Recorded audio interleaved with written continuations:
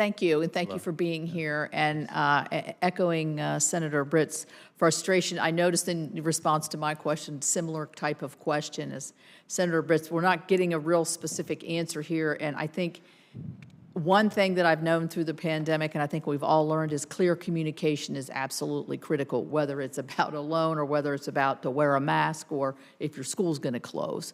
So I would hope that the administration would be more specific, and you would be more specific and in future communications with the folks that are either going to have to restart, that should be restarting the payment of their loan, because it's coming, and I think that I think the clear communication would be much appreciated. And the second thing I would say in terms of a comment is, I mentioned about the NAEP scores in my opening statement. It's deeply troubling to me. I mean, I'm a mother of 3. I've got 8 grandchildren. I know those daggone tests when they come in and the kids have to sit there and the parents get all nervous because you got to make sure you get them up and feed them, and they're all ready for their test score like it's the biggest day in their life. But it does show trends, if nothing else.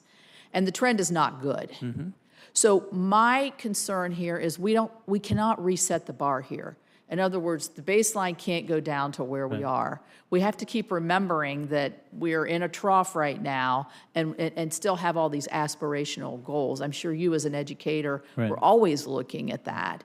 And so I would encourage you, rather as an administration or as a country, as the leader of our education, to say to the parents and the students out there, you know, we've had a rough time. We've got all these support services that we're talking about to try to help you, but we're not going to let you stay where you are. That's not satisfactory.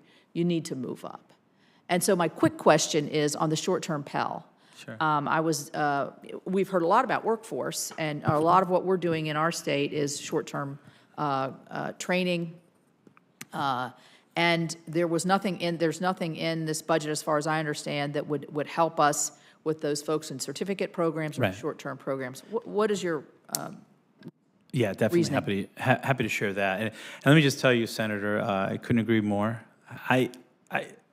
When I became a 4th grade teacher, I wanted to make sure all my kids had access. I wanted to make sure they were reading, and now I have a wider scope. But that passion is still there, and I appreciated even your hand gestures, because we're raising the bar. That's our strategy. It's called raising the bar for literacy, numeracy. We shouldn't just aim to recover, because the data before 2019 wasn't great.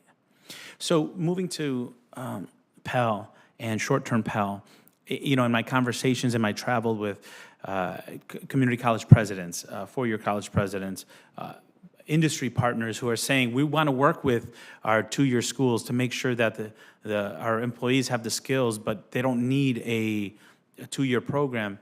We recognize that we need to be malleable and we need to be conducive. If I'm asking universities and K-12 institutions to think outside the box and evolve, we too need to do that. So I am in favor of exploring short-term Pell with making sure that there's accountability and there's high-quality programming. And I think that's something we both agree on. So I'm excited to see how that develops, but we recognize that if we're really going to meet the demand of these tsunami of jobs that are coming, we need to be flexible as well. Thank you. Thank you.